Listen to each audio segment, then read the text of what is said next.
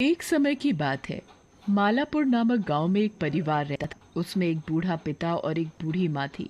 उनका एक बड़ा बेटा कपिल और उसकी पत्नी सरोज थी। उसका एक बेटा था जिसका नाम संजू था। वो बहुत ही नालायक था। उनका एक छोटा बेटा दीपक और उसकी पत्नी सपना थी। उसके एक बेटा था जिसका नाम किशन था, जो बहुत ही समझदार और होशियार था।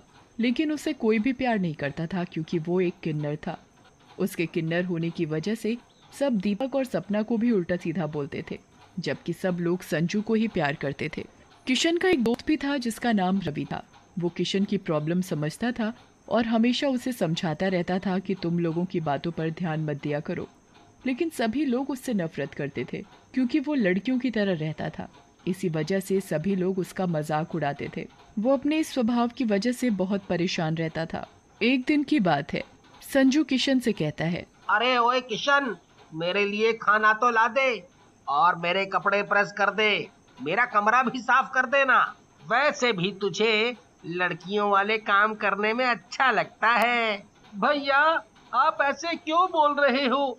मैं भी तो लड़का हूँ, पर काम तो तेरे सारे लड़कियों वाले हैं।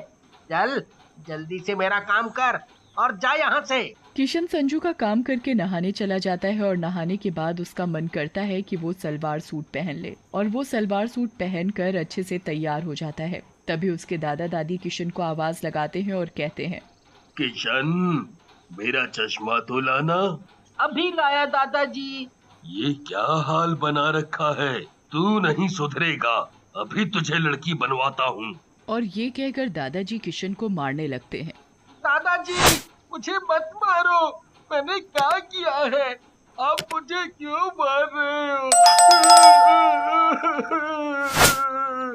इस लड़के ने तो सारे मोहल्ले में हमारी नाक कटा रखी है। इसने तो हमें कहीं जाने लायक ही नहीं छोड़ा। सभी लोग यही कहते हैं। और तुम्हारी छोटी पोती किशन कैसी है? हाँ? दादाजी, मैं क्या करूं? मेरा मन करता है लड़की के जैसे रहने का। तेरा मन करता है? तूने तो हमें कहीं मुंह दिखाने लायक नहीं छोड़ा है। तेरे माँ बाप ने तुझे ज्यादा ही सर चढ़ा रखा है। और जाकर लड़के वाले कपड़े पहन कर आ। किशन रोते हुए अपने कमरे में जाकर लड़के के कपड़े पहन लेता है और अपनी माँ के पास जाता है। और किशन अपनी माँ से कहता है, माँ, मैं किन्नर क्यों हूँ? मैं किन्नर हूँ, इसीलिए कोई भी मुझे प्यार नहीं करता।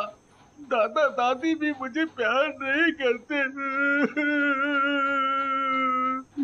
सब संजू भाई को ही प्यार करते हैं। मुझे कोई भी प्यार नहीं करता। करते हैं ना।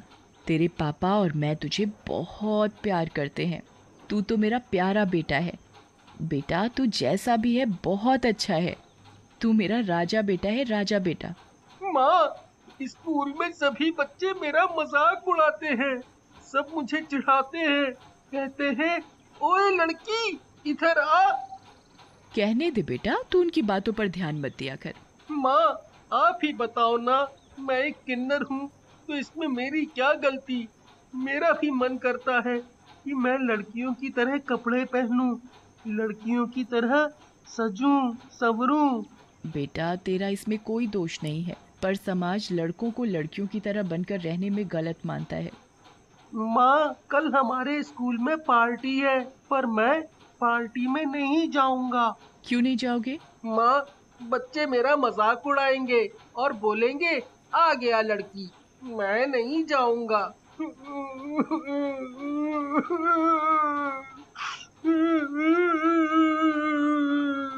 और किशन रोने लगता है। किशन बेटा, दिल छोटा नहीं करते। तुम्हें जाना चाहिए और सबका सामना करना चाहिए। तुम किसी से कम नहीं हो।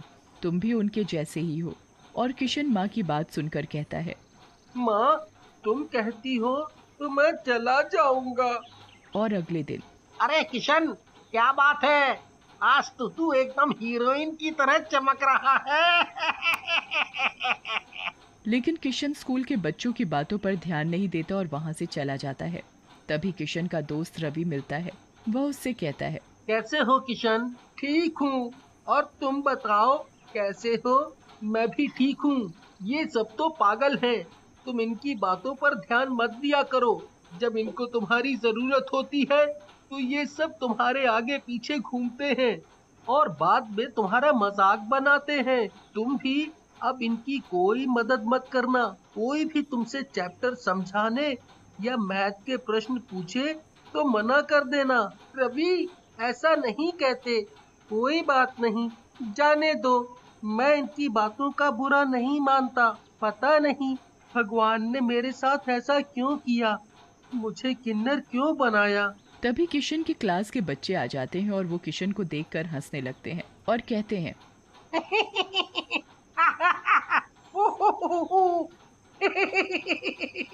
किशन, क्या बात है? आज पार्टी में तुम सूट पहनकर नहीं आए और लिपस्टिक भी नहीं लगाई हैं?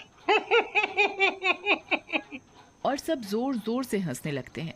ये देख रवि सभी बच्चों को डांट कर चुप करता है और कहता है, तुम्हें इस तरह किशन का मजाक नहीं उड़ाना चाहिए। जब तुम्हें किशन से कुछ पूछना या समझना होता है तो किशन भाई बता दो। अब तुम उसका मजाक बना रहे हो, ये गलत है। इसमें किशन की क्या गलती है? वो भी हमारी ही तरह है। जाने दो रवि। ये कहकर किशन वहाँ से चला जाता है और वो एक नदी के किनारे जाकर रोने लगता है।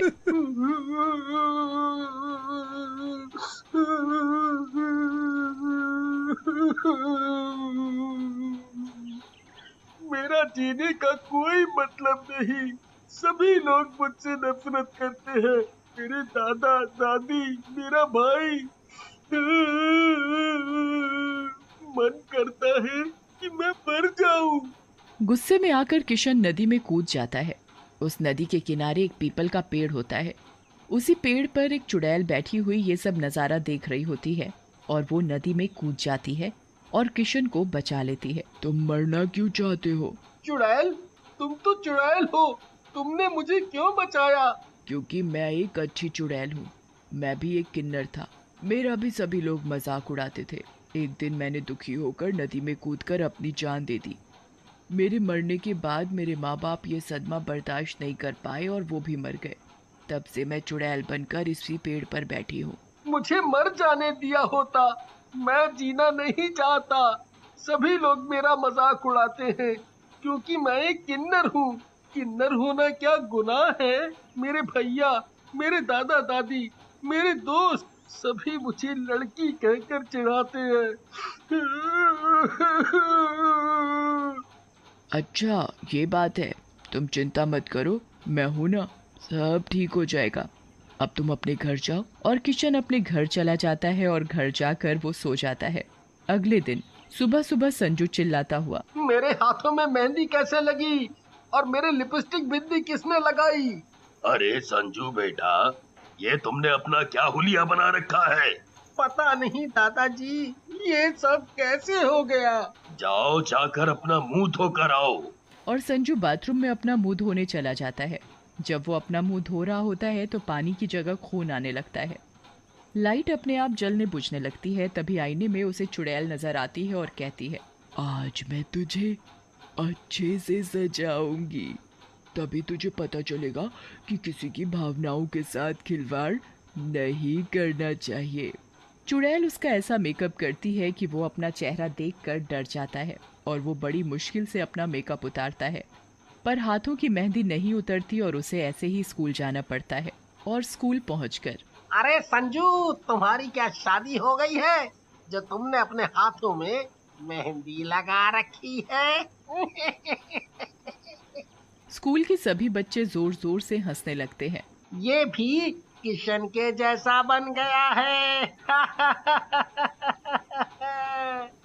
सभी बच्चों को संजू का मजाक उड़ाता देख किशन सभी बच्चों को डांटता है। चुप करो तुम सब। अगर किसी ने मेरे भैया को कुछ भी बोला तो अच्छा नहीं होगा। किशन की बात सुनकर रवि संजू से कहता है, देखा, तुम हमेशा किशन का मजाक उड़ाते थे। आज उसने ही तुम्हारा साथ दिया। किशन भाई, मुझे माफ कर दो। मैं अब तुम्हें कभी भी गलत नहीं बोलूंगा। मुझे अपनी गलती का एहसास है।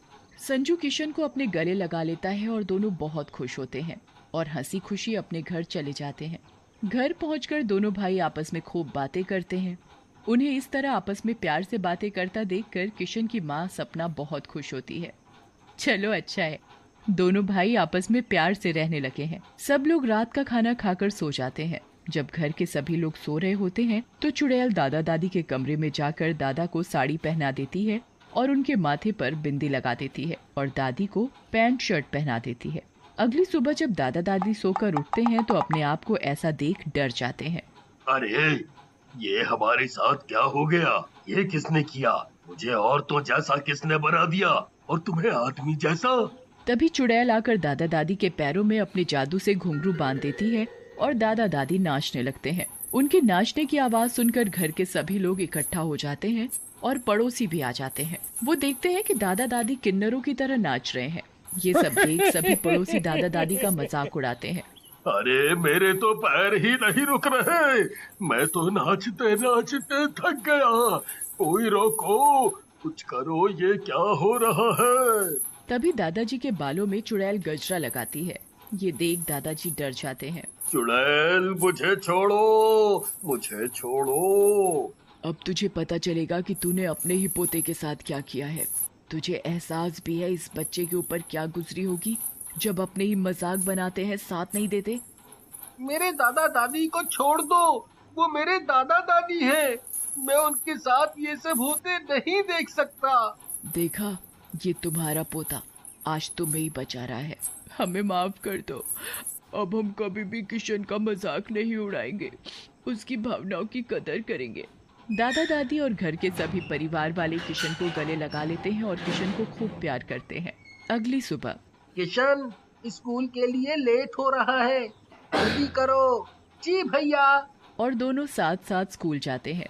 स्कूल पहुंचकर संजू और किशन देखते हैं कि जो बच्चे किशन का मजाक उड़ाते थे वो सभी लड़कियों की तरह बने हुए हैं। अरे ये तुम्हें क्या हुआ? तुम लड़कियों की तरह क्यों बने हो? उन सब की ये हालत चुड़ैल ने की होती है। ये सब मेरे दोस्त हैं, इन्हें ठीक कर दो। मुझे इनकी ये हालत देखकर अच्छा नहीं लग रहा। चुड़ैल सभी बच्चों के सामने आती है। देखा तुमने, तुम सभी किशन को लड़की कहकर चिढ़ाते थे, आज वो ही तुम्हारी मदद कर रहा है। स्कूल के बच्चे किशन से माफी मांगते हैं। हमें माफ कर दो, अब हम कभी भी तुम्हारा मजाक नहीं उड़ाएंगे। हमें पता चल गया कितनी तकलीफ होती है जब किसी लड़के को लड़की कहा जाता है। हम किसी भी किन्नर का मजाक नहीं उड़ाएंगे। सभी बच्चे किशन को गले लगाते हुए अपना दोस्त बना लेते हैं। ये सब देख चुड़ैल खुश होती है।